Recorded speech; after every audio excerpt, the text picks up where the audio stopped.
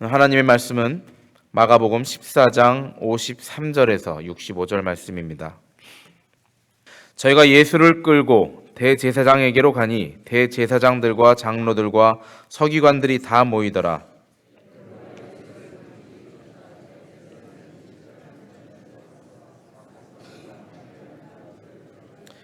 대제사장들과 온 공회가 예수를 죽이려고 그를 칠 증거를 찾되 얻지 못하니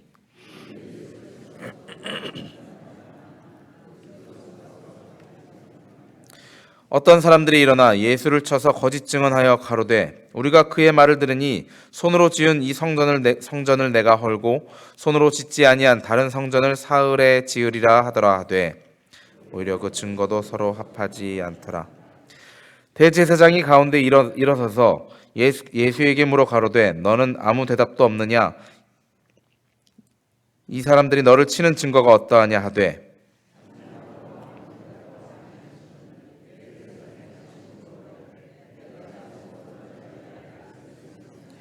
예수께서 이르시되 내가 그니라. 인자가 권능자의 우편에 앉은 것과 하늘 구름을 타고 오는 것을 너희가 보리라 하시니 대제사장이 자기 옷을 찢으며 가로되 우리가 어찌 더 증인을 요구하리요?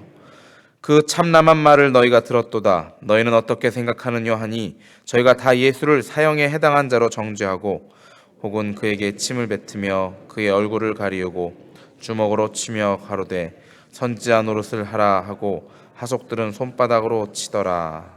아멘. 오늘은 성금요일 아침입니다. 오늘 39일째 사순절 새벽 기도를 맞아 가고 있습니다. 목사님께서는 이제 많이 회복 중에 계십니다. 많이 회복 중이시고 이제 몸에 꼽으셨던 튜브도 다 제거하셨다고 합니다. 이제 회복만 남으셔서 여러분들이 더욱더 기도로서 그 몸이 건강히 회복되시기를 기도해 주시기 바랍니다. 그리고 오늘 금요일 성금요일 예배에 나오셔서 오늘 인도를 해주시기로 하셨습니다. 그렇게 하실 수 있게 건강히 회복될 수 있게 기도 부탁드립니다. 자, 오늘 본문은 예수님께서 이제 유대 지도자들에게 붙잡혀서 유대인의 법정에 서서 법정 신문을 당하는 그런 법정 스케치 장면입니다. 많은 적대자들이 예수의 범죄 사실을 이제 증언하면서 예수에게 죄를 뒤집어 씌우려고 하고 있는 중입니다. 56절에서 보면 이는 예수를 쳐서 거짓 증언하는 자가 많으니 그 증언이 서로 일치하지 못함이라. 그리고 어떤 사람들이 일어나 예수를 쳐서 거짓 증언하여 가로되 그런 말을 하였고 그 증언도 서로 일치하지 않더라라는 그런 말이 나옵니다. 자, 법정에서 보면은 그 죄를 씌우려는 사람은 더 많은 죄를 그 사람에게 정말 죄 같지도 않은 죄를 더 끌어당겨서 그 사람에게 씌우려고 하고 또 일반적인 사람들은 그 죄가 내 죄가 아니라고 부인하고 그것에 대한 변명을 하고 이러이러한 일 때문에 내가 죄를 지을 일이 없다, 내가 벌을 받을 일이 없다라고 그렇게 싸우는 곳이 바로 법정인 곳입니다. 아마 예수님께서 조금 더 그 눈치 있는 행동하시고 약삭 빠른 분이셨다면은 이러한 법정 다툼쯤이야 가볍게 예수님의 뛰어나신 지혜와 그 놀라운 그 말씀 가지고 이들을 다 물리치실 수 있으셨을 것입니다. 거짓말로 증언하지 않고서도 충분히 모든 위기들을 다 지나왔던 예수님이셨습니다. 그리고 우리 같은 일반적인 사람들도 저런 나를 고소하는 자들이 증언이 엇갈리기 때문에 그것 가지고 우리는 충분히 그 현장에서 벗어날 수 있었을 것입니다. 하지만 오늘 우리가 성경 말씀 속에서 본 예수님의 모습은 그렇게 이기기 쉬운 그 자리에서도 이기려는 생각이 없으셨습니다. 60절에서 계속 보면요, 대제사장이 가운데 일어서서 예수에게 물어 가로되 너는 왜 아무 대답도 없느냐? 이 사람들이 너를 치는 증거가 어떠하냐? 하되 예수님께서 침묵하고 아무 대답도 하지 않으셨다고 성경에 나옵니다. 예수님께서는 좀 너무하다 싶을 정도로 이렇게 답답하게 침묵만 지키십니다. 아마 예수님의 그러한 모습이 그 주변 사람들, 예수님을 따라 좀 예수님에게 마음이 있었던 사람들한테는 참으로 답답하게 여겨졌을 것이고 어떤 사람은 저거 바보 아니야? 라는 생각을 하게 됐을지도 모릅니다. 굉장히 어리석은 사람으로 자신의 목숨을 구하려는 생각은 전혀 없구나라는 생각으로 비춰졌을 것입니다. 하지만 예수는 여기서 한술 더 뜹니다. 61절 뒷부분을 보면 대제사장이 다시 물어 가로되 내가 찬송받을 이의 아들 그리스도냐. 대제사장이 이렇게 물습니다. 찬송받을 이, 감히 하나님의 이름을 그 당시에는 부르기가 힘들었기 때문에, 부를 수가 없는 그런 존재였기 때문에 찬송받을 이로 대신해서 부릅니다. 찬송받을 이의 아들이냐, 곧 하나님의 아들이냐라는 질문입니다. 거기에 예수님이 뭐라고 하십니까? 계속 침묵으로 일관하셨으면 모를까? 내가 그니라 하고 자신의 죄 시움 받을 것을 알면서도 당당하게 그렇게 말씀을 하십니다. 신성 모독이죠.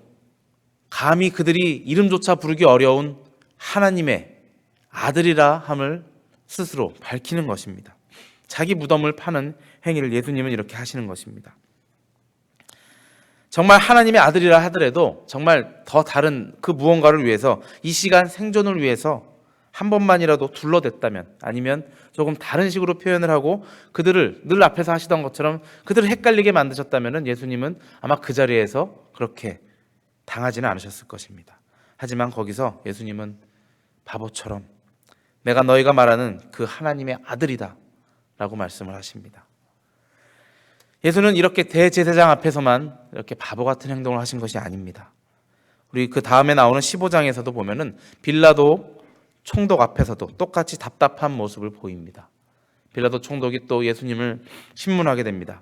정치적인 질문으로 네가 유대인의 왕이냐 물었을 때, 그때도 내가 그런 말 한 적 없다라고 말하시면 그만일 것을 그냥 거기에 네 대답이 옳도다, 그런 식으로 자신의 죄를 계속 스스로 쓰고 계시는 모습을 보게 됩니다. 변명할 때, 변명해야 될 때 침묵하고, 침묵해야 될 때, 부인해야 될 때 시인해버리는 이러한 예수님의 모습이 오늘 본문의 모습이고, 우리로서는 도저히 납득할 수가 없는 그러한 모습입니다. 만약 우리가 그 현장에 있었다면 너무너무 답답해서 오히려 짜증이 났을지도 모릅니다. 도대체 예수님, 지금 그런 말을 해서도 예수님한테 이득될 게 뭐가 있습니까? 하고 정말 예수님 왜 저렇게 바보 같아라는 말을 할지도 모릅니다. 그래서 성경에 이렇게 나옵니다. 어떤 사람들은 정말 예수를 바보라 생각을 했습니다. 어떤 사람은 그에게 침을 뱉기도 하고, 어떤 사람은 그의 얼굴을 주먹으로 치기도 했고, 어떤 사람들은 비난하며 조롱하기도 했다고 말씀에 65절에 나오고 있습니다. 완전히 끌려 나온 바보 한 명을 보듯이 그 사람을 때리면서 침을 뱉으면서 조롱하는 그 모습을 우리가 볼 수 있습니다. 그리고 이어져 나오는 구절에는 또 한 명의 사람이 나옵니다. 바로 베드로가 나옵니다. 베드로는 이제 그 불을 쬐러 간 것은 아니죠. 예수님을 쫓아서 어떻게 되나 궁금해서 갔는데, 거기에 모이는 사람들이 베드로를 알아보고 베드로에게 너 그 사람의 제자지, 그를 따르는 사람 중에 한 명이지 물어봤을 때, 베드로는 그 상황에서 벗어나기 위해서 아니다라고 3번이나 부인을 하게 됩니다. 목숨을 건져보려고 부인을 하는 우리 베드로의 모습을 봅니다. 예수님과 참으로 극과 극의 모습을 보게 됩니다. 우리는 또 한 사람, 이 시간 제가 함께 생각해 보고자 하는 사람이 있습니다. 여러분들이 요즘 며칠 동안 뉴스를 들어서 아시겠지만, 한국에서는 그 어린 고등학생들이 타고 있던 배가 침몰해서 아직 생존자들을 거의 찾을 수 없는 그런 상황에까지 이른 한국의 유람선 침몰 사건을 여러분들이 보셨을 것입니다. 저도 그 뉴스를 계속 들으면서 마음이 답답하여서 도대체 어떻게 그것을 하나님의 뜻으로 볼까 생각을 하면서 보고 있습니다. 근데 그 중에 한 명, 그 배를 운행하던 선장의 이야기가 들려옵니다. 물론 그 당시엔 그 사람이 운전을 하진 않았다고 하죠. 하지만 그 사람이 바로 30분 만에 탈출을 해서, 그 배를 버리고 탈출을 해서 더 많은 인명피해가 났을 것이다라는 예상들을 하고 있는 것을 보았습니다. 그 사람이 무슨 죄겠습니까? 자신의 목숨을 건지려고 했던 그런 죄밖에 없는데, 그것이 그렇게 크나큰 많은 사람들의 생명을 앗아가는 일이 되어버렸고, 또 나와서 어떤 기자가 당신 그 배에서 나온 사람 아니냐 그랬을 때 자기는 선장이 아니다라고 얘기까지 했다고 합니다. 그러고선 나는 그냥 일개 선원이다 했지만 나중에 다 밝혀졌죠. 그래서 그 부끄러움과 함께 그에게 그 많은 또 죄목을 씌우려고 검찰에서 죄명을 찾고 있는 중이라고 합니다.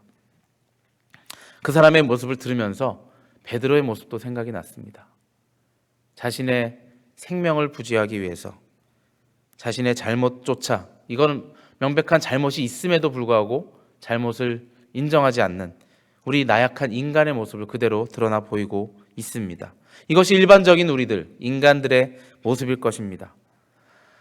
그리고 예수님마저도 만약에 그 법정에서 그러한 모습으로 우리에게 보여주셨다면 예수님을 따랐던 많은 사람들 실망했을 것이고, 그리고 지금 이 순간도 우리는 사단의 종노릇하는 그런 악의 구렁텅이에 빠져서 어떻게 구원될지 몰라 헤매고 있는 자들로 남아있을지도 모릅니다. 예수님은 그 법정에서 자신의 목숨은 생각지 않으시고 온 인류를 구원해 하셔야 한다는 그 사명감으로 그 모욕을 당하시면서 바보 취급을 당하셨던 것입니다. 두 가지 유형이 나오죠. 자신의 생명을 구하기 위해 변명하는 사람과, 그리고 자신의 생명을 포기하며 더 큰 하나님의 뜻을 이루기 위해 죄악을 그대로 짊어지시는 예수님의 모습을 보게 됩니다. 우리는 어떤 모습을 담고 싶습니까? 예수님입니까? 아니면 베드로의 모습입니까? 우리 이 세상을 살아나가다 보면은 우리가 정말 머리 회전을 빨리 돌려서 그 세상 나에게 닥친 위기를 모면해야 할 상황들이 너무나 많습니다. 그리고 그것이 나는 나의 삶은 유지하지만 그것으로 인해 내가 믿는 예수님이 욕을 먹게 된다 할지라도 잠시 그것은 잊고 나의 생명만을 위해 우리가 변명하는 그러한 모습들을 보이진 않는지 한번 생각해 보시기 바랍니다. 그러나 기억하시기 바랍니다. 예수님께서 바보이시기 때문에 그런 바보의 모습을 우리에게 보이신 것이 아닙니다. 바보처럼 당하기만 하시고 침묵하셔야 할 때 대답하시고 대답해야 할 때 침묵하신 그런 모습을 보인 것이 아닙니다. 예수님께서는 어떠한 모습을 보이셨습니까? 공생애를 시작하면서 회개하라, 천국이 다가왔느니라. 주님을 믿는다면서, 하나님을 믿는다면서 하나님이 원하시는 방법대로 살지 않는 그들을 바라보시며 회개하라 당당하게 외쳤던 분이십니다. 그리고 바리새인들을 향해서 이 회칠한 무덤 같은 자들아, 독사의 자식들아 라고 얘기하시면서 그 막강한 권력을 가진 자들 앞에서 그 말씀을 그치지 않으셨던 분입니다.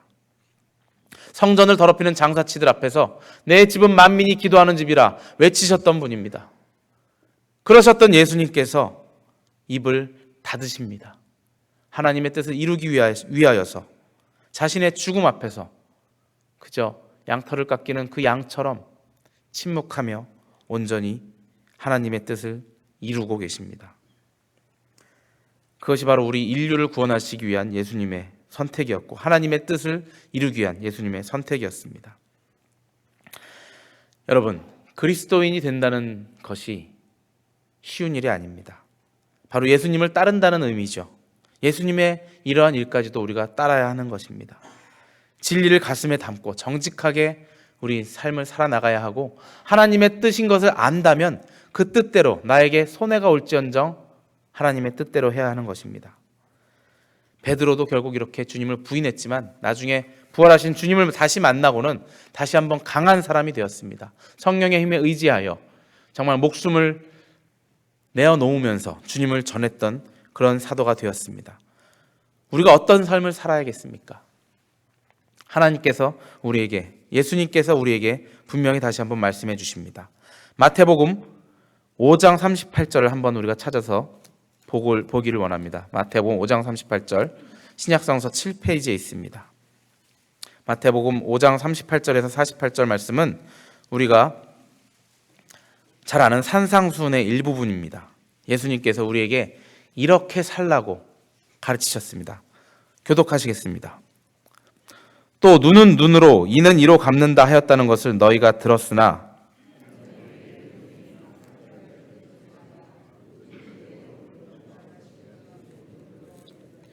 또 너를 송사하여 속옷을 가지고자 하는 자에게 겉옷까지도 가지게 하며 또 누구든지 너로 억지로 오리를 가게 하거든 그 사람과 심리를 동행하고 내게 구하는 자에게 주며 내게 꾸고자 하는 자에게 거절하지 말라. 또 내 이웃을 사랑하고 내 원수를 미워라 하였다는 것을 너희가 들었으나 나는 너희에게 이르노니 너희 원수를 사랑하며 너희를 핍박하는 자를 위하여 기도하라. 이같이 한즉 하늘에 계신 너희 아버지의 아들이 되리니 이는 하나님이 그 해를 악인과 선인에게 비추게 하시며 비를 의로운 자와 불의한 자에게 내리우심이니라. 여기까지 읽겠습니다. 이 내용이 바로 하나님께서 우리에게 살라고 하신 내용입니다. 그리고 이것은 세상 사람들이 보면 바로 바보처럼 사는 방법이라고 할 수가 있습니다. 이대로만 산다면 사람들은 우리를 바보 같다고 얘기할 것입니다. 나의 왼뺨을 치는 사람에게 오른뺨을 내어주고 약한 자에게 나를 고소해서 내 겉옷을 가지고자 하는 자에게 속옷까지 내어주고 오리를 가자고 하는 사람에게 심리까지 걸어가주는 참으로 착한 행동이지만 이 세상에서는 그렇게 해서는 칭찬받을 수 없는, 인정받을 수 없는 그러한 삶을 하나님께서 요구하고 계십니다. 그 이유는 하나님께서 말씀하십니다. 선한 자와 악인에게 고루 해를 비춰주신다고 하셨습니다. 하나님의 사랑이 선한 자뿐만 아니라 악한 자에게도 비춰주기 때문에 우리도 그들을 위해서, 하나님이 사랑하는 그 자들을 위해서 우리의 겉옷을, 속옷을 내어주는 그런 생활을 하라는 그 말씀입니다. 하나님이 예수님을 바보처럼 만드셨습니다. 하나님의 뜻을 만드시기 위해서. 그리고 기쁘게 예수님께서는 그 바보의 역할을 감당하셨습니다. 그만큼 똑똑하신 분이, 그만큼 지혜로우신 분이 바보의 모습으로 결국은 십자가에 달려 돌아가시게 되는 것입니다. 나를 위해 죽임당하신 예수님을 우리가 생각할 때 우리가 어떻게 살아가야 할지 잘 알게 됩니다.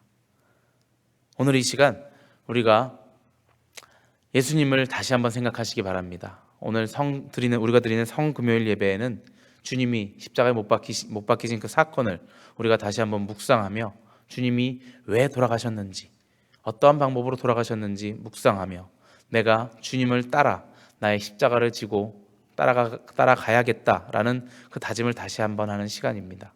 여러분들 오늘 하루 사시면서 마음속에 한국의 그 사건 때문에 또 괴로움도 있으시겠지만 그 사건을 보면서 예수님이 우리를 위해서 어떠한 일을 하셨는지, 또 억울하게 죽어가는 자들을 위해서, 그들을 위해서 위로해달라는 그 기도를 드리시면서 오늘 하루를 묵상하시면서 살아가시길 바라겠습니다. 함께 기도하시겠습니다.